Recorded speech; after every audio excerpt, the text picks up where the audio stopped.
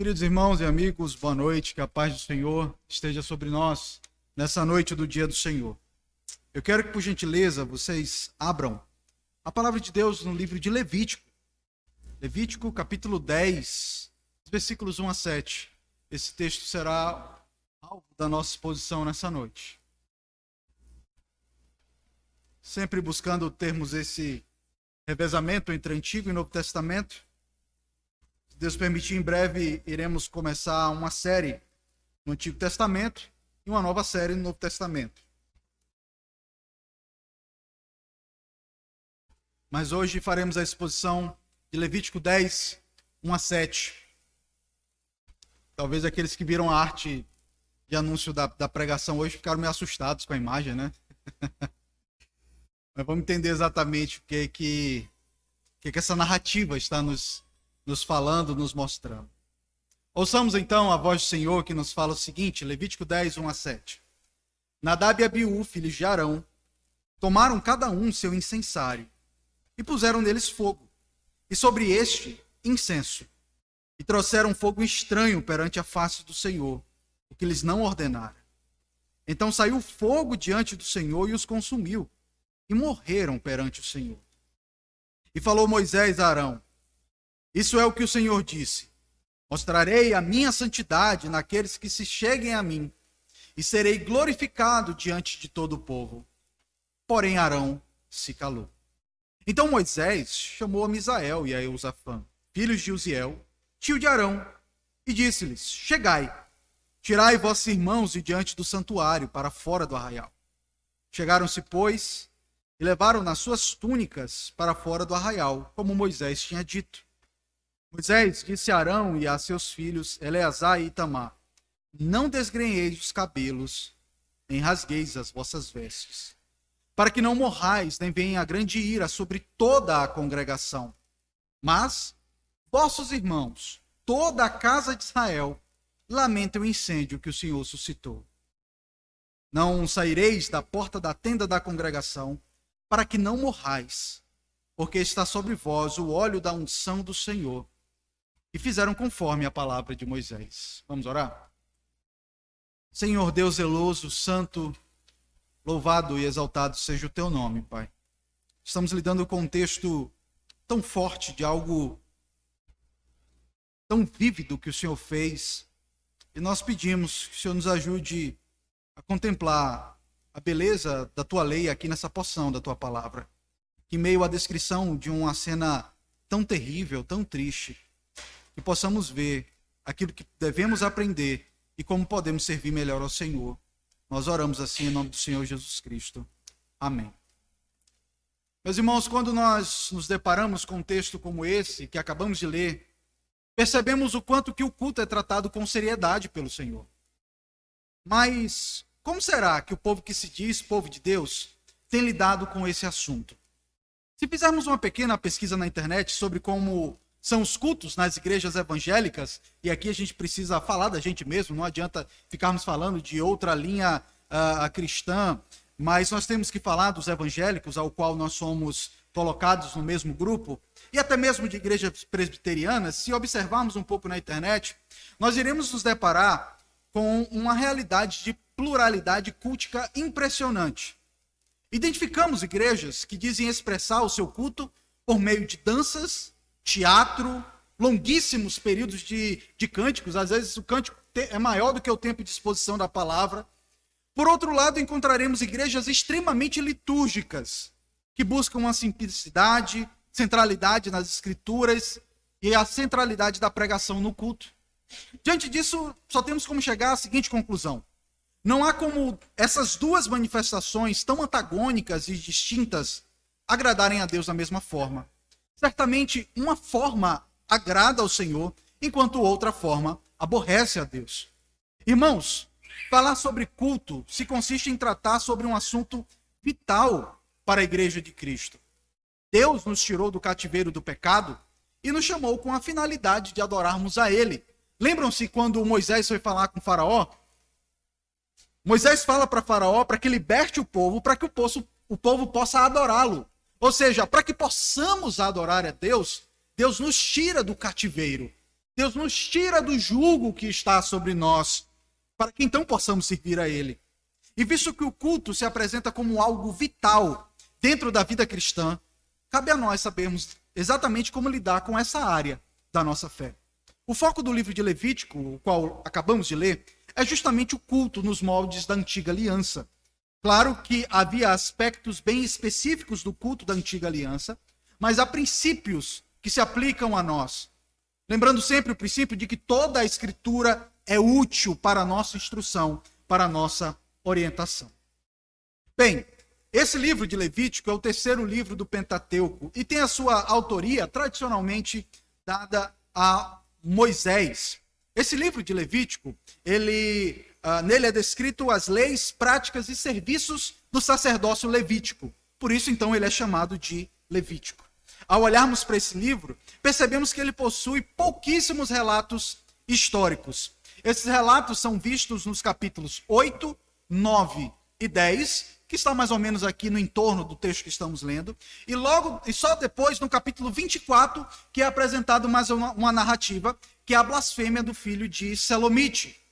Levítico, então, se apresenta não como uma narrativa de eventos, mas é essencialmente um tratado jurídico. Você já leu o Vademecum, a Constituição? É basicamente isso. É um texto extremamente legal e jurídico, onde há os regulamentos da vida religiosa e da vida civil da nação hebraica. Como eu falei, logo na primeira parte do livro de Levíticos, é falado muito a respeito do aspecto civil, ou melhor, do aspecto cerimonial, enquanto a segunda parte fala do aspecto civil. Podemos afirmar, então, que nesse livro é apresentado também, por meio dessa primeira parte, o diretório de culto da igreja da antiga aliança. Através de Levítico, Israel haveria de servir a um Deus santo e também cumpriria a sua vocação de ser um reino de sacerdotes e nação santa, como diz lá em Êxodo, capítulo 19, versículo 6. É possível perceber uma íntima ligação entre o livro de Êxodo e o livro de Levítico. Na verdade, o Pentateuco se afirma que é um livro só. Entretanto, por fins didáticos, ele é particionado em 5 seções. E nós podemos perceber, no que diz respeito à mudança do livro do Êxodo para o ingresso no livro de Levítico, que há uma extrema ligação entre eles. No final do livro do Êxodo, é exposto a instituição do tabernáculo como local de adoração do Senhor. O tabernáculo tinha um padrão físico, um padrão estético, que deveria ser observado de maneira rigorosa na sua construção. E não menos rigoroso eram as cerimônias de adoração que deveriam ser realizadas ali. Todos aqueles que já puderam ler o livro de Êxodo e o livro de Levítico, que fala da construção daquele tabernáculo, fala as medidas das coisas, as cores dos tecidos, a estética de cada uma, mostrando que Deus se preocupa com cada partezinha do culto que é feito a ele. Mas não apenas a questão exterior daquele tabernáculo que tinha uma mensagem para expressar para o povo, mas também com todo o rito que haveria de ser feito ali naquele tabernáculo. E no livro de Levítico, após Deus ter dado a orientação sobre o rito cultico, que é o que nós vemos nos capítulos 1 até o 8 aproximadamente, nós vemos a celebração, a cerimônia de consagração de Arão e dos seus filhos. É o que nós vemos lá no capítulo 8. E no versículo 9, eles são postos na condição de sacerdotes. E a cerimônia acaba de maneira gloriosa. Se você voltar apenas alguns versículos, lá no capítulo 9, os versículos 22 a 24, os irmãos vão ver como acaba como que um ponto alto quando aquele tabernáculo termina de ser construído. O texto diz o seguinte: depois, Arão levantou as mãos para o povo e o abençoou. E desceu, havendo feito a oferta pelo pecado e o holocausto e a oferta pacífica. Então entraram Moisés e Arão na tenda da congregação e saindo abençoaram o povo. E a glória do Senhor apareceu a todo o povo. E eis que saindo fogo de diante do Senhor, possivelmente algo do céu, consumiu o holocausto e a gordura sobre o altar, o que vendo o povo, jubilou e prostrou-se sobre o rosto. Como que termina o capítulo 9? Deus mostrando que se agradava daquele lugar. Aquele lugar está abençoado pelo Senhor. A nuvem de glória do Senhor entra naquele lugar. Assim como aconteceu anos depois no templo de Salomão. Assim como aconteceu anos depois no próprio Senhor Jesus Cristo. Lembram-se do Monte da Transfiguração? Quando a nuvem de glória vem sobre aquele que é o templo de Deus mesmo, porque nele habita a plenitude de Deus, ali naquele lugar que prefigurava a pessoa de Cristo, aquele que haveria de perdoar os pecados, Deus faz então com que venha um fogo do céu, que acende o fogo daquele altar. E o povo então termina feliz, louvado seja Deus. Mas ao mesmo tempo que eles expressavam a sua alegria, eles também manifestavam a sua reverência ao Senhor. O texto diz que eles ficaram jubilosos e prostraram-se sobre o rosto, mostrando que não há um antagonismo entre alegria e reverência. Não há nenhum tipo de problema. Nós somos alegres louvando ao Senhor, mas nós não podemos ser irreverentes. Aonde há a presença de Deus tem que haver reverência, tem que haver seriedade, especialmente naquilo que diz respeito ao culto que deve ser feito ao Senhor. Entretanto, mal tinha terminado toda essa cerimônia, a narrativa dessa cerimônia termina e é disposto então um distúrbio no culto ao Senhor, que é justamente no capítulo 10. O Senhor se apresentou como um Deus zeloso, que quer obediência naquilo que ele exige no seu culto, fazendo assim com que o culto o agrade. Meus queridos, em nossos dias, parece estranho falar de um Deus zeloso por um culto que o agrade. Hoje, a máxima que vale é: Deus é amor, Ele conhece o meu coração, por isso vamos cultuar Ele de maneira que nos agrade, que seja mais conveniente. Ele aceita de qualquer coisa, de qualquer jeito, o importante é que seja sincero. Meus queridos, diz que de boas intenções, a estrada para o inferno é pavimentada. Só de boa intenção. De fato, o coração do adorador é muito importante. Mas apenas o coração do adorador não fará com que o culto agrade ao Senhor. E esse texto deixa claro essa verdade. Assim como o coração bem intencionado não isentou o usar de ser ferido pelo Senhor ao tocar na arca, da mesma maneira podemos afirmar que apenas boas intenções não haverão de produzir um culto que agrade a Deus. Certos de que carecemos da revelação do Senhor, a palavra de Deus, para saber como ele deve ser adorado, chegamos então diante do seu santo livro, das Sagradas Escrituras, buscando responder uma pergunta. E é essa pergunta que nós vamos repetir durante boa parte da nossa exposição. E é justamente o tema da nossa exposição. Quando o culto agrada ao Senhor? Quando o culto agrada ao Senhor? Em primeiro lugar, o culto agrada ao Senhor quando é feito segundo a sua ordenança. Vejam comigo mais uma vez, por gentileza, os versículos 1 e 2. Nadab e Abiú, filhos de Arão, tomaram cada um seu incensário e puseram neles fogo, e sobre este incenso e trouxeram fogo estranho perante a face do Senhor, o que lhes não ordenara. Então saiu fogo diante do Senhor e os consumiu, e morreram perante o Senhor. O versículo 1 começa falando de dois homens, Nadab e Abiú, filhos de Arão. E a posição desses homens era extremamente privilegiada no meio do povo de Deus. Eles, juntamente com Moisés e o seu pai Arão, 70 dos anciãos de Israel, viram a manifestação de Deus no Monte Sinai, no momento que o Senhor faz com Israel a sua aliança. Lá no livro de Êxodo, capítulo 24, versículo 1, eu peço só que vocês acompanhem a minha leitura, diz o seguinte, Êxodo 24, versículo 1. Disse também Deus a Moisés: sobe ao Senhor, tu, Arão e Nadab e Abiú, e 70 dos anciãos de Israel, e adorai de longe. Depois, no versículo 9 e 10, e subiu Moisés, Arão, Nadab e Abiú. Consegue perceber como já no Êxodo já está destacando essa figura, essas duas figuras que lá em Levítico vai ser destacada? E eles subiram, então, e viram o Deus de Israel. Claro que uma teofania, uma manifestação de Deus, sobre cujos pés havia como pavimentação de pedra de safira, que se parecia com o céu na sua claridade. Então, ele não estendeu a mão sobre os escolhidos dos filhos de Israel, porém eles viram a Deus e comeram e beberam.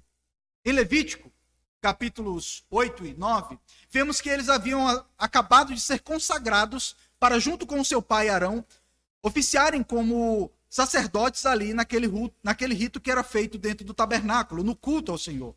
E o texto fala que esses homens tomaram os seus incensários, puseram fogo nesse incensário e sobre esse fogo, incenso.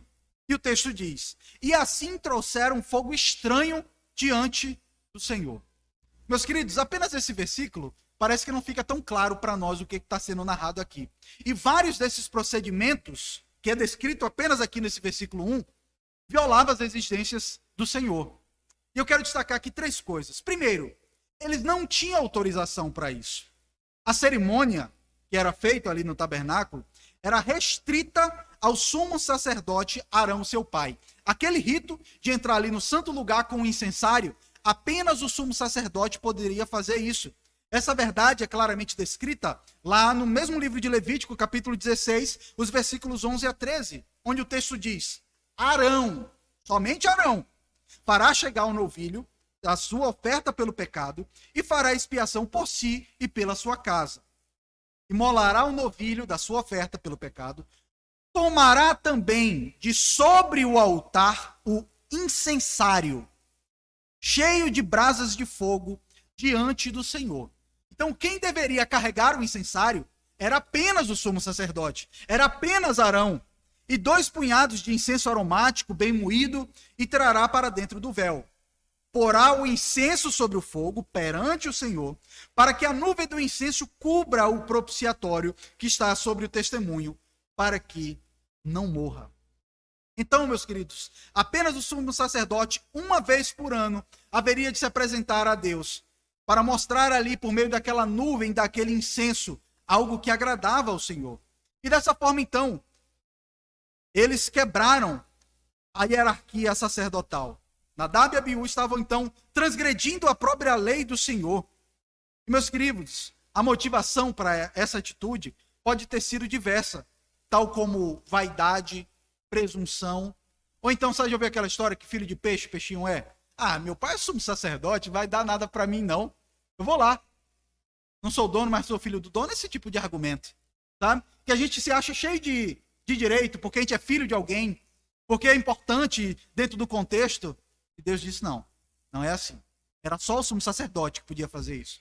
Em segundo lugar, há razões para acreditarmos que eles estavam embriagados ao tomarem essa atitude. Isso justamente por causa da lei que é dada logo depois a Arão, depois dos versículos 8 a 11. Veja como é dito. Falou também o Senhor a Arão, dizendo: vinho ou bebida forte, tu e teus filhos não bebereis. Consegue perceber? Os versículos 1 a 7 descreve Nadab e Abiú morrendo. Logo que vem em seguida, Deus chama Arão e diz: olha, não é nem para você nem para os seus filhos beberem bebida forte. Consegue perceber, então? Possivelmente, pela cerimônia festiva que havia acontecido e descrita no versículo 9, Nadab e Abiú utilizaram da liberdade que tinham e beberam algum vinho. Passaram do limite na bebida. E então, ele fala ainda no versículo 9 do capítulo 10. Vinho ou bebida forte, tu e teus filhos não bebereis quando entrares na tenda da congregação, para que não morrais. Estatuto perpétuo será isso entre as vossas gerações, para fazer de diferença entre o santo e o profano. Por quê? Porque a pessoa, quando está bêbada, ela não consegue discernir as coisas. E eles tinham que fazer justamente essa diferença entre o santo e o profano, entre o imundo e o limpo, para ensinardes aos filhos de Israel todos os estatutos. Como é que uma pessoa bêbada vai ensinar alguma coisa? Que o Senhor lhes tem falado por intermédio de Moisés. Não é à toa, queridos. E quando chega lá no Novo Testamento, um texto que expomos aqui em 1 Timóteo 3,3, e que também é falado lá em Tito 1, versículo 7, é que os presbíteros não podem ser dados ao vinho. Possivelmente tirado aqui desse princípio. Uma coisa já ficou claro: a pessoa que está à frente da igreja não pode ser uma pessoa que gosta de beber, não. Porque esse é um péssimo testemunho. E fora que a pessoa fica meio fora de si, começa a falar besteira. Então diz: olha, corta esse negócio de bebida, tá? Mas a terceira coisa é que não há indicação que as brasas utilizadas sobre o incenso foram tiradas do altar do holocausto. O local que teve o seu fogo aceso pelo fogo divino, quando o Senhor o santificou na cerimônia de consagração de sacerdotes, que é justamente o que é dito no final do capítulo 9. Deus faz cair um fogo do céu que acende o altar do holocausto, e todo o fogo que haveria de ser levado ali sobre o incensário era o fogo tirado do altar. Era um fogo que Deus havia dado para eles. Dessa forma, irmãos, um elemento estranho foi apresentado diante do Senhor. Ou seja, algo não consagrado foi inserido no culto a Deus. O versículo 2 apresenta a descrição do momento da morte de Nadab e Abiú. O texto fala que o Senhor mandou fogo que os consumiu. É a mesma expressão, irmãos, daqui do capítulo 10, versículo 2, é a mesma do capítulo 9, versículo 24. Saiu fogo diante do Senhor. No hebraico é a mesma coisa. Só que a primeira vez era com a aprovação de Deus. Da segunda vez foi com a condenação de Deus. Então, o fogo que os matou veio possivelmente da mesma maneira daquele fogo que consumiu o holocausto. Irmãos, eu quero que vocês percebam uma coisa. Aqueles homens não tiveram tempo de se arrepender. O próprio Deus não deu direito a eles de se arrependerem. Eles desprezaram o fogo que Deus deu para eles sobre o altar e pensaram que o fogo que eles produziram faria a mesma coisa. E às vezes nós pensamos isso. Se nós dermos um jeito, a gente consegue um resultado melhor do que o de Deus. Deus diz: prega a palavra, ensina a Bíblia, porque é assim que a igreja cresce. Aí o que a gente faz? Não, eu tenho uma ideia melhor, cara. Vou fazer aqui, ó, culto de libertação. E aí você aceita a pessoa de todo tipo, você só dá mensagem de autoajuda. Algo estranho. Entregar a Deus o que Ele mesmo não nos deu. Queridos, nós só entregamos para Deus aquilo que Ele já nos deu. Entendam de uma vez por todas. Tudo que entregamos a Deus é aquilo que Ele já nos deu. Seja no dízimo, seja no culto. O culto que entregamos a Ele é daquilo que Ele deu para nós. Da escritura que Ele deu para nós. Da música que Ele dá para nós. É tudo aquilo que Ele nos dá. E é isso que Ele quer da gente. Ele não quer que a gente invente nada novo. Apenas faça aquilo que Ele deu, aquilo que Ele mandou. Então, dessa forma, Deus fez com que eles conhecessem o poder daquele fogo que eles não tinham reverenciado. Meus queridos, se olharmos as prescrições da lei cerimonial, veremos que não é expressamente proibido o uso de outro fogo. Em nenhum lugar você vai ver: não usarás fogo de outro lugar. Entretanto, nós não podemos pensar que pelo fato de que Deus não proibiu alguma coisa, de que algo seja feito no culto, isso seja permitido. Percebam uma coisa: Nadab e Abiú, eles não foram condenados por aquilo que Deus proibiu, mas eles foram condenados por fazerem aquilo que Deus não ordenou. Eu vou repetir: Nadab e Abiú não foram condenados por fazerem aquilo que Deus proibiu, mas por fazerem aquilo que Deus não ordenou. Eles acrescentaram à palavra de Deus algo que Ele não havia falado. O Senhor Jesus Cristo, Ele também condenava esse tipo de atitude. Lá em Mateus 15, os versículos 8 e 9, o Senhor Jesus Cristo fala o seguinte: esse povo honra-me com os lábios, mas o seu coração está longe de mim. Esse povo faz culto, esse povo me adora, esse povo busca a minha presença. E o versículo 9 diz: em vão me adoram, ensinando doutrinas que são preceitos de homens. Eles estão inventando regra, inventando coisa para o culto ao Deus. E o Senhor Jesus, então, se apresenta extremamente zeloso para que ninguém acrescente nada à palavra de Deus. Essa verdade também se estende para as orientações bíblicas para o culto. Meus queridos, imagine se o culto fosse normatizado por aquilo que Deus não proibiu. Algum lugar na Bíblia proíbe que eu dê estrelinha aqui no meio do culto? Não. Por causa disso eu posso fazer? Algum lugar na Bíblia proíbe que eu pregue de cabeça para baixo? Não. Mas isso não quer dizer que eu posso fazer, queridos.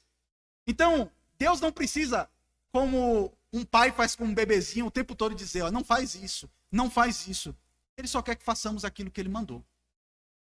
E adiante dessa realidade, irmãos, que nós temos um antagonismo entre aquilo que nós defendemos, chamado de princípio regulador do culto, e princípio normativo do culto.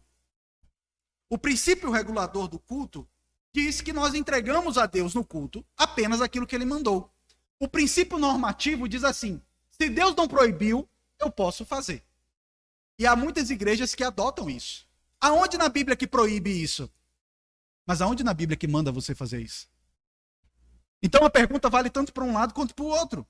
E meus queridos, se fosse Assim, se nós não seguíssemos o princípio regulador do culto, nós teríamos todo tipo de acréscimos pessoais no culto. Por exemplo, eu já fui em um culto em uma igreja presbiteriana que, enquanto o pregador pregava, tinha um irmão que pintava. Sim, pintou. Acabou o culto, acabou a tela. E aí? Não me disse nada. Não me disse nada. Isso quer dizer que ele não pode fazer o quadro para a glória de Deus?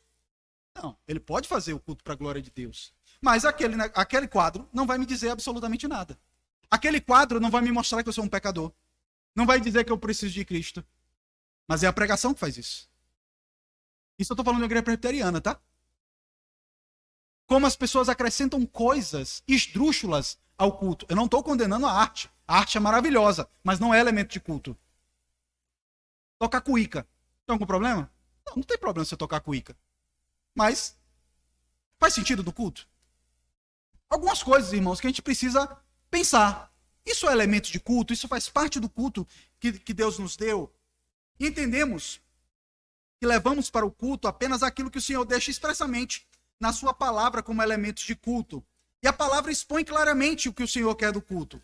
A oração, se não tem oração, não é culto. A leitura e exposição da palavra, se não tem leitura e exposição da palavra, não é culto. Cantar cânticos de adoração a Ele, cântico bíblico, é por isso que tu não pode cantar qualquer besteira, porque, assim como dizem, né, que quem não sabe rezar xinga a Deus, quem não sabe cantar a Bíblia direito, está ofendendo ao Senhor. Toda vez que a gente canta uma heresia no culto, a gente está ofendendo a Deus. Já pensou? Imagine que você vai para um lugar e uma pessoa vai fazer uma música para você. E aí nessa música ele começa a dizer: fulano, você é narigudo, você é barrigudo. Não, não é isso. Isso não me honra de forma alguma. Você não é respeitoso. Da mesma forma, quando nós cantamos o que a Bíblia não diz sobre Deus, nós ofendemos ao Senhor. Quando nós dizemos que Deus tem que fazer a nossa vontade, nós ofendemos a Deus, diminuímos a Deus. E é por isso que nós precisamos de muito critério nisso. Além disso, a ministração dos sacramentos. Queridos, a nossa confissão de fé, no capítulo 21, ao falar do culto religioso, diz o seguinte: a luz da natureza mostra que há um Deus que tem domínio e soberania sobre tudo, que é bom e faz o bem a todos, e que, portanto, deve ser temido, amado, louvado, invocado, crido e servido de todo o coração, de toda a alma e de toda a força. Mas um modo aceitável de adorar o verdadeiro Deus é instituído por Ele mesmo e tão limitado pela sua vontade revelada, que não deve ser adorado segundo as imaginações e invenções dos homens, ou sugestões de Satanás. Então, aqui a confissão de fé deixa claro que tem alguns acréscimos que são feitos ao culto, que é a ideia do diabo. Nem sobre qualquer representação visível ou de qualquer outro modo não prescrito nas santas escrituras. Quando nos apresentamos diante de Deus em culto solene, temos que estar de conformidade com a palavra dele. O culto não é um lugar feito por regras humanas. Meus queridos, nós devemos entender que o culto terreno, ele tem um padrão, que é o culto celestial. É nesse lugar que muitas vezes nós desvalorizamos. Aqui, sabe esse domingo que você tem aqui, essa horinha? Isso aqui é um pré-anúncio da glória eterna. Como é que vai ser no céu? É isso aqui, ó. Toda vez que você não vem para o culto, você despreza isso aqui. Você despreza a presença de Deus. Você deixa de lado. Você acha que vai ser como? Você vai ficar tocando harpa, de bobeira, assim, né? Pessoal meio paz e amor. Não, gente. Nós vamos cultuar a todo tempo aquele que é santo, santo, santo. O Cordeiro de Deus que vive pelos séculos dos séculos. O céu vai ser um eterno domingo. Porque aquele que ressuscitou dentre os mortos é o nosso descanso. Jesus é o nosso descanso. Ele morreu e ressuscitou para que tivéssemos um dia para lembrar que Ele é a nossa paz. Lembra-se que o autor dos Hebreus diz: ainda nos resta um descanso. Nós esperamos o verdadeiro descanso, que é o dia de Cristo. E então esse lugar deve ter algo criterioso. Não pode haver desordem, falta de conformidade com a palavra de Deus no culto. Porque no céu não tem desordem. No céu há ordem, a adoração a Deus. E esses dois primeiros versículos mostram de maneira clara como Deus retribui àqueles que preferem seguir o seu coração do que obedecer ao Senhor no culto que ele exige do seu povo. Não usar as prescrições da palavra é o mesmo que dizer que a palavra de Deus não é necessária, que podemos produzir um fogo tão bom quanto aquele que Deus nos dá. E aqui nos é exposto como que esses primeiros transgressores foram punidos com a morte deles, e como essa morte serviu de advertência para mostrar quanto Deus é zeloso no culto. Por esse motivo, queridos, o culto deve ser feito segundo a ordenança de Deus. Quando que um culto agrada a Deus? Em primeiro lugar, quando é feito segundo a ordenança dele. Quando a gente não inventa arte. A gente faz de acordo com aquilo que está na palavra. Mas o texto continua e mais uma vez nos responde a pergunta: quando o culto agrada ao Senhor? Em segundo lugar, o culto agrada ao Senhor quando é feito para a glória de Deus. O culto agrada ao Senhor quando é feito para a glória de Deus. Vejam comigo, por gentileza, o versículo 3. E falou Moisés a Arão: isso é o que o Senhor disse: mostrarei a minha santidade naqueles que se cheguem a mim, e serei glorificado diante de todo o povo. Porém, Arão se calou. Logo após o relato da morte dos dois filhos de Arão, é exposto aquilo que Moisés fala para o seu irmão. Lembremos, irmãos, Nadab e Abiú eram sobrinhos de Moisés. Eram filhos de Arão. E Moisés certamente se deparou ali com um pai desolado, com a perda súbita e abrupta dos seus filhos. Em uma leitura descuidada, pode até parecer que Moisés está sendo duro com seu irmão. Mas, na verdade, aquilo que Moisés está fazendo era consolando o seu irmão. Independentemente de toda aquela comoção gerada, Moisés se preocupou em manter a ordem do culto ao Senhor, como também em consolar Arão. Nós podemos perceber que, ao consolar o seu irmão, Moisés não falou palavras do seu coração. Veja o que Moisés diz. Isso é o que o Senhor disse. Isso é o que o Senhor disse. O que pode trazer paz para um coração de um pai que acabou de ver os seus dois filhos mortos? É a palavra de Deus. Nada mais a não ser a palavra de Deus poderia consolar aquele irmão de Moisés. Um episódio trágico. E então, Moisés chega para Arão e leva a palavra de Deus para consolar o seu irmão. E ele diz o seguinte: a palavra de Deus era: mostrarei a minha santidade naqueles que se cheguem a mim, e serei glorificado diante de todo o povo. A verdade é que não encontramos essa frase anteriormente em nenhum lugar das Escrituras. Mas quando nós chegamos em Êxodo 19, 22, essa ideia é mais ou menos exposta quando o Senhor fala: também os sacerdotes que se cheguem ao Senhor se hão de consagrar para que o Senhor não os fira. Essa mesma verdade também pode ser vista em todo o escopo da lei. Deus mostra que é santo e que, por isso, ele deveria ser adorado em santidade. A ideia básica é o seguinte: a forma como os sacerdotes se portavam, a roupa deles, a forma como eles ofereciam sacrifício, tinha uma finalidade só: dizer: santo, santo, santo é o Senhor Deus dos exércitos. Por que aquela roupa toda? Por que todo aquele rito? Por que todo aquele cuidado, queridos? Para mostrar que Deus é santo.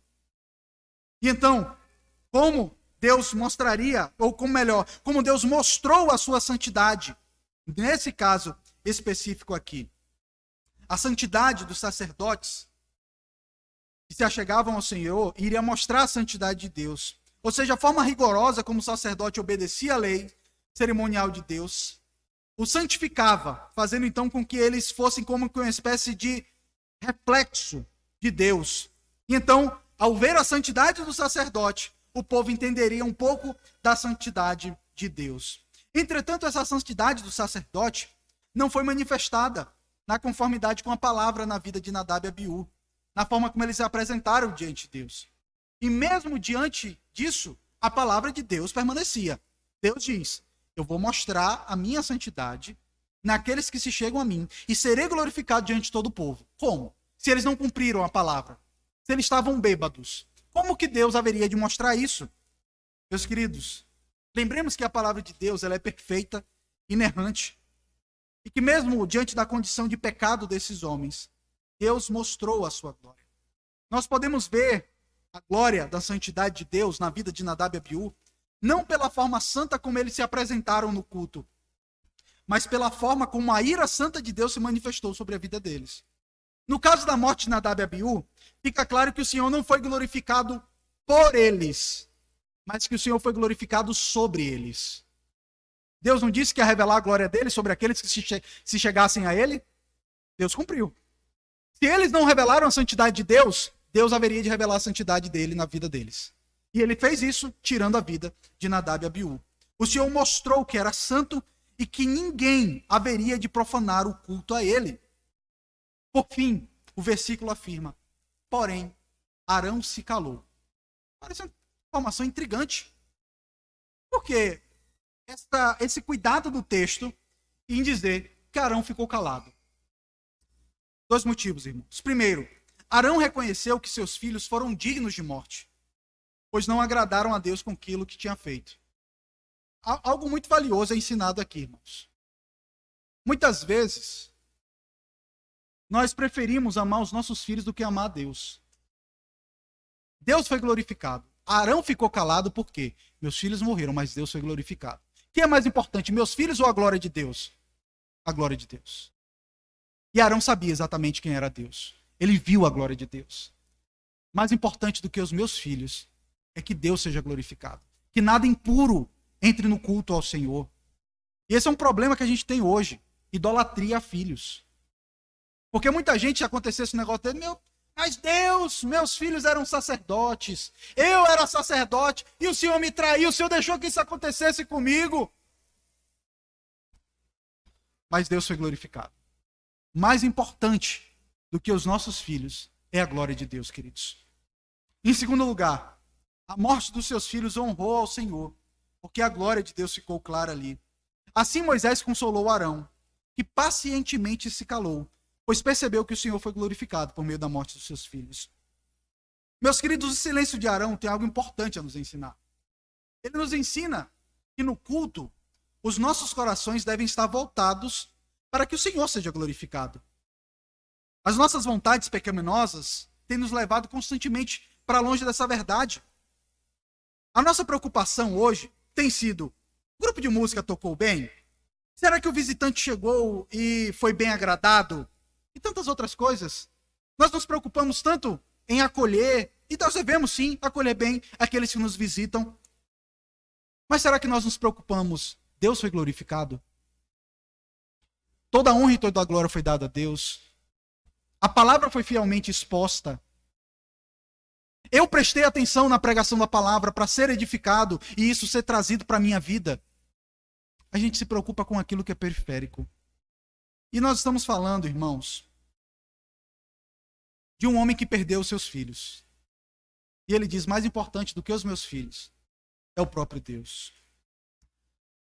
Meus queridos, por alimentarmos constantemente prioridades erradas no culto, o nosso culto não tem glorificado a Deus. E é diabólico imaginarmos que no momento de culto a criatura é glorificada em lugar do Criador. E nós podemos cometer esse erro, até mesmo fazendo a coisa certa.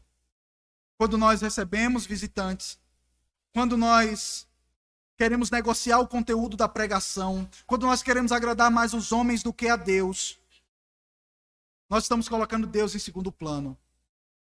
E o deleite da nossa alma após o culto é: o Senhor foi glorificado.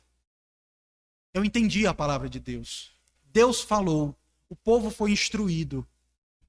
E então a mensagem do Evangelho vai ser proclamada. E o texto continua e responde mais uma vez a pergunta: quando o culto agrada ao Senhor? Primeiro, quando é feito segundo a sua ordenança. Segundo, quando ele é a prioridade, Deus é o centro do culto. Em terceiro lugar, quando é feito independentemente das circunstâncias. Vejam comigo os versículos 4 a 7. Então Moisés chamou a Misael e a Eusafã, filhos de Uziel, tio de Arão, e disse-lhes: chegai, tirai vossos irmãos de diante do santuário para fora do arraial. Chegaram-se, pois, e levaram nas suas túnicas para fora do arraial, como Moisés tinha dito. Moisés disse a Arão e a seus filhos Eleazar e Itamar: não desgrenheis os cabelos, nem rasgueis as vossas vestes, para que não morrais, nem venha grande ira sobre toda a congregação, Mas vossos irmãos, toda a casa de Israel, lamentem o incêndio que o Senhor suscitou. Não saireis da porta da tenda da congregação, para que não morrais. Porque está sobre vós o óleo da unção do Senhor. E fizeram conforme a palavra de Moisés. 2 homens morreram. 2 corpos estavam dentro do templo e precisavam ser removidos. Os irmãos se lembram que quando qualquer pessoa tocava no corpo de um morto, era contaminado. Então aquilo que é contaminado está dentro daquilo que é santo, do tabernáculo. E mais, Arão e os seus outros 2 filhos, Itamar e Eleazar, não poderiam sepultar Nadab e Abiú, porque eles haveriam de se contaminar. Lembram-se? Eles eram sumos sacerdotes. Eles eram sacerdotes. Se eles tocassem naquele corpo morto, eles se tornavam inaptos para poder conduzir o povo no culto. Eles haviam sido purificados para estarem ali, tinham óleo da unção sobre si, e eles não poderiam de forma alguma tocar no corpo daqueles 2 mortos. Diante disso, Moisés estabelece que os parentes mais próximos haveriam de realizar o sepultamento. Moisés chama Misael e Eusafã, primos de Arão, para sepultar aqueles corpos. Misael e Eusafã, eles não tinham permissão para entrar no santuário, exceto para aquela única missão.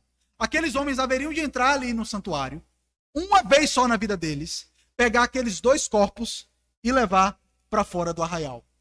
Tinham autorização apenas para aquela vez. E os corpos, então, foram tirados para ser sepultados fora do arraial. E aqui eu quero que vocês se lembrem de uma coisa, meus irmãos. Eu não sei se vocês já viram uma foto de como era o assentamento de Israel no deserto. Era basicamente o seguinte. A imagem era como se fosse de algo quadrado, tá? No meio ficava o tabernáculo. Dentro, ao entorno, em cada um dos 4 lados, tinham 3 tribos. 3 tribos aqui, 3 aqui, 3 aqui, 3 aqui. Total de 12. E o arraial, ou melhor, o tabernáculo, ficava ali no meio. E, inevitavelmente, eles teriam que atravessar boa parte do arraial. E o povo veria uma cena perturbadora. Quando o texto fala que eles foram mortos pelo fogo do Senhor, nós podemos imaginar aqueles corpos carbonizados, né? Entretanto, não foi assim que aconteceu. Quando nós vemos o versículo 5, o texto fala que eles foram levados nas suas túnicas. Ou seja, as vestes sacerdotais que eles utilizavam não foram carbonizadas, não foram queimados. Então, dessa forma, o fogo do Senhor foi como uma espécie de relâmpago que matou instantaneamente. Mesmo diante do fato de talvez os corpos estarem irreconhecíveis. Você já viu uma foto de alguém morto por algum raio que cai em cima dela? Horrível a foto.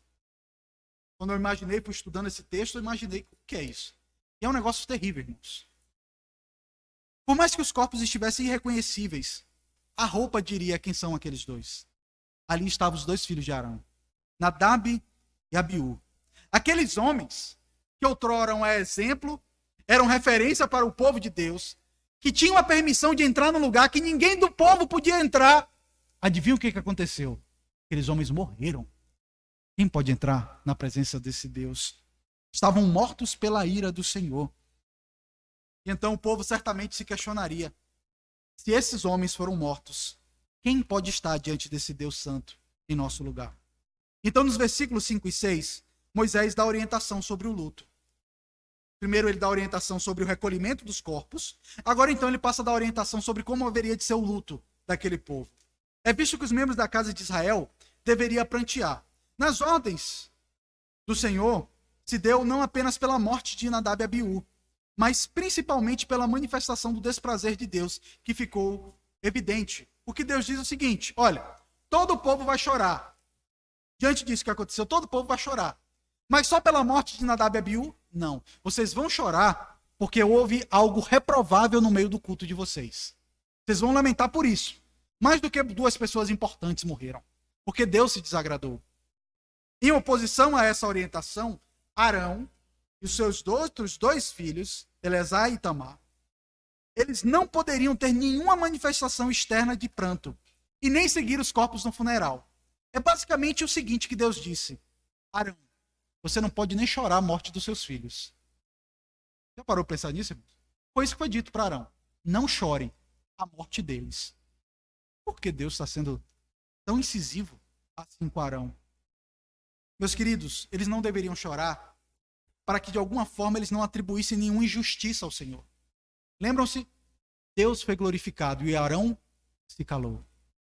Diante disso, Moisés disse: você não vai chorar.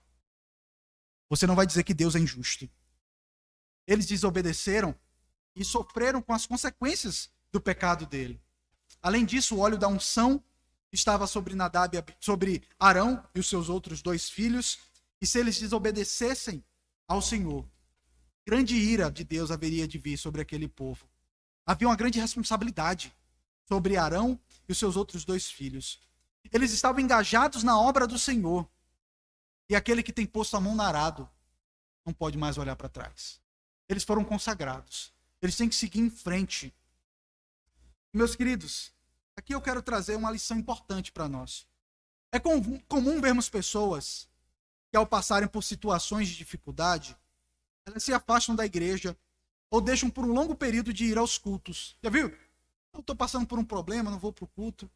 Essas pessoas imaginam que, diante das tragédias pessoais que elas passam, Deus vai dar uma folga para elas, para que elas coloquem tudo em ordem e depois voltem para o culto. Ah, pastor, eu não estou bem. Depois eu volto para o culto. Infelizmente, irmãos, está impregnado na nossa mente pecadora que o culto é dado a Deus pelas bênçãos que Ele nos dá. É por isso que quando as coisas não estão boas, a gente não vai para o culto. Eu vou repetir. Sabe por que você não quer ir para o culto quando as coisas estão ruins? Porque você, na sua cabeça, de maneira inconsciente, você pensa: eu só devo dar o culto a Deus quando está tudo bem. Pelo contrário. Mesmo quando está tudo ruim, o meu lugar é o culto. O meu lugar é a presença de Deus. O pardal encontrou casa. A andorinha ninho para si. Eu encontrei aonde? Qual é o meu lugar? Aonde que eu encontro abrigo? Nos altares de Deus. Na presença de Deus. No meio do povo de Deus. E, meus queridos, diante dessa verdade, nós vemos que terrível pecado. Aqueles que desprezam o culto no dia santo do Senhor. Muitos têm deixado o culto do dia do Senhor por causa de futebol, por causa de corrida, para dormir, ou então simplesmente porque não se prepararam devidamente. Muitas pessoas faltam à igreja simplesmente porque esqueceram que, se você tem que acordar cedo no domingo, você tem que dormir cedo no sábado. Senão você não vai acordar, você vai ficar dormindo na hora do culto. E vocês vão de concordar comigo que quem dorme na hora do culto, o histórico bíblico não é muito bom, né? E eu vou lhe dizendo, se você dormir e cair de algum lugar, não cura ninguém. Tá? Isso aí já passou. Se você cair aí, dormir, cair, bater a cabeça, vai ficar onde está. Então, meus queridos, nós precisamos nos preparar para o culto. Você precisa estar com a mente descansada. Durma de tarde. Descanse. Chegue com a cabeça boa. Porque se você fosse fazer uma prova, como é que você ia? Aquele concurso, aquela prova, aquele dia no trabalho, você ia como? Você ia produzido na cafeína e com tudo em ordem, né? Para o culto não é menos importante. Se prepare para o culto. E foi um dos assuntos, talvez o primeiro assunto que eu trabalhei na igreja quando eu cheguei aqui. Como nós nos preparamos para ir para o culto? O culto termina, o culto começa quando você sai de casa. Sabendo a roupa que você vai vestir, sabendo a hora que você vai sair. Se prepare para o culto. Não deixe que essas coisas fiquem em segundo plano. Meus queridos, aqui diante de uma situação verdadeiramente grave, nós vemos esses sacerdotes mostrando que ainda no meio das suas dores, o Senhor continuava a ser digno de toda a glória do nosso culto. O que nós acabamos de cantar, irmãos? Se Ele der, Ele é Deus. Se Ele não der, Ele é Deus. Se a porta abrir, Ele é Deus. Se a porta estiver fechada, Ele é Deus. Se a situação está ruim na sua casa, Ele continua sendo Deus. Ele continua sendo digno de toda a honra e adoração. Então o lugar para você estar é no lugar onde o culto é feito a Ele. Seu lugar é aqui. É estar junto com o povo de Deus. Não menospreze o culto ao Senhor. Essa é a prioridade da sua vida. O sentimento pessoal desses homens não foi motivo para que eles deixassem de fazer aquilo que agrada ao Senhor. Mas o maior exemplo disso, daquele que entregou o melhor para Deus, não levando em consideração aquilo que lhe era conveniente, foi o próprio Senhor Jesus Cristo. Arão entregou o culto, mesmo diante da realidade de que seus filhos morreram. Arão permaneceu firme lá. E Cristo entregou o culto a Deus, sendo o Cordeiro de Deus que tira o pecado do mundo, sendo Ele mesmo aquele que haveria de perder a vida. Ele é o Cordeiro que não levou em consideração seus próprios interesses, a sua dor, a sua dificuldade. As dificuldades pessoais não afastaram o Redentor daquele culto que foi feito na cruz do Calvário. Ali, nenhum sacerdote ofereceu o Cordeiro de Deus. Mas ele mesmo disse: eu mesmo entrego a minha vida. Ninguém tira a minha vida. Sou eu que entrego. E ali naquela cruz maldita, naquele altar, o Cordeiro de Deus recebeu toda a ira do Pai. O fogo do Senhor, o juízo de Deus caiu sobre ele, esmagando a alma do Redentor. Ao ponto que ele diz: Deus meu, por que me desamparaste? Por que o Senhor me abandonou? Para que fôssemos salvos, queridos. Para que nada nos afastasse da presença dele. Nada pode nos tirar da presença dele. Se nada pode nos tirar da presença dele, nada pode nos afastar do culto ao Senhor. A nossa prioridade tem que ser o nosso serviço ao Senhor, independente das circunstâncias, meu irmão. Tá difícil para você? Esse é mais um motivo que você precisa estar na igreja. Tá passando por luta? Mais um motivo para você estar na igreja. Tá tudo bem? Mais um motivo para você vir para a igreja para glorificar ao Senhor. Tudo é motivo para você estar na presença de Deus. Porque você não tem outro lugar. Nós gritamos de alegria na presença de Deus. Nós choramos de tristeza na presença de Deus. Os crentes se alegram com os que se alegram. Então é o seu lugar para você se alegrar com os crentes. E nós choramos com aqueles que choram. Lembram-se? Nós choramos juntos. Porque é assim que nós fazemos. Nós somos irmãos. Nós somos uma só família. Não por causa do sangue, mas por causa do sangue de Cristo. Não o sangue das nossas veias, mas o sangue do Cordeiro de Deus que foi aspergido sobre nós e que nos purifica de todo o pecado. Meus queridos, por fim, nós podemos ver que já nos termos da antiga aliança, o Senhor mostra que há um culto que o agrada e outro que o desagrada. E essa verdade também é realidade nos termos da nova aliança. Lembram-se? Na antiga aliança nós vivíamos nas sombras. A coisa não era tão clara. E você acha que agora que a luz raiou, nós não sabemos como cultuar a Deus? Sabemos sim. A igreja de Cristo deve ficar atenta ao culto que agrada ao Senhor. A verdade, irmãos, é que todos somos diretamente responsáveis pelo culto da igreja em que estamos. Todos nós. Nós não devemos aceitar que a palavra de Deus não seja honrada e pregada de maneira fiel. Nós não devemos permitir que músicas espúrias que não revelam a glória de Deus sejam cantadas. Nós devemos ser zelosos. E nós não podemos pensar que apenas os presbíteros e pastores são sacerdotes da igreja local, os únicos responsáveis pelo culto. Se um dia esses homens fraquejarem e permitirem acréscimos inconvenientes ao culto do Senhor, você vai dizer o quê? Deus, o presbítero que o Senhor me deu? Deus, o pastor que o Senhor me deu? Você já viu que essa desculpa não dá certo, né? Lembra? Não dá certo. Por isso que nós precisamos conhecer bem a palavra de Deus. E nós não devemos aceitar nenhum tipo de acréscimo, nenhum tipo de contaminação no culto ao Senhor. E Cristo se apresentou definitivamente como sumo sacerdote. E através dele, todo o rito cerimonial foi abolido, porque ele é o Cordeiro de Deus morto antes da fundação do mundo.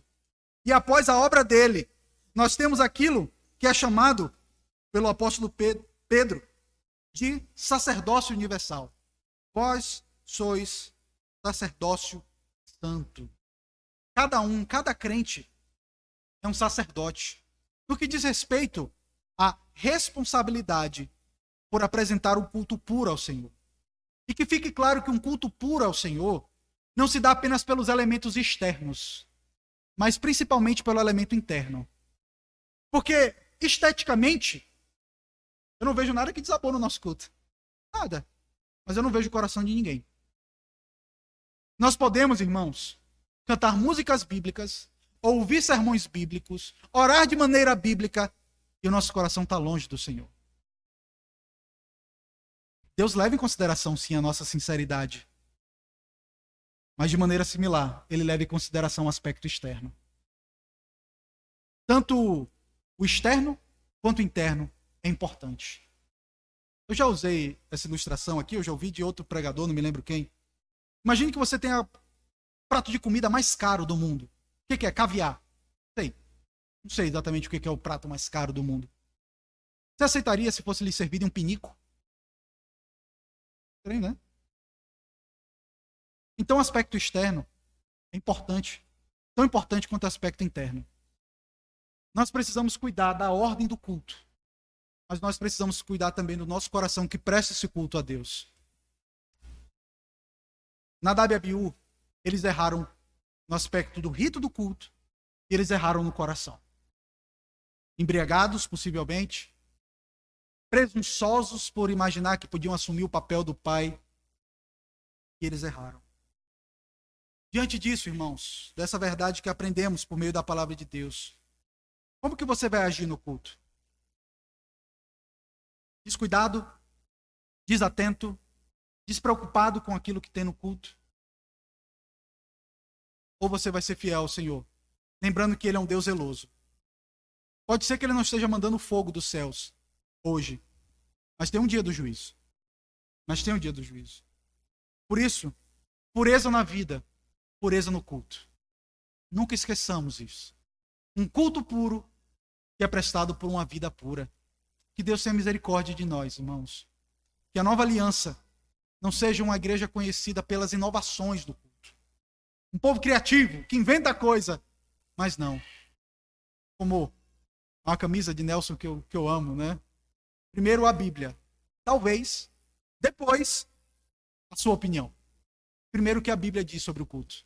Depois, se tiver na Bíblia a sua opinião, a gente aceita. E o nosso culto tem que ser assim. Não segundo a nossa opinião, mas segundo a vontade daquilo que Deus nos revelou. Vamos orar?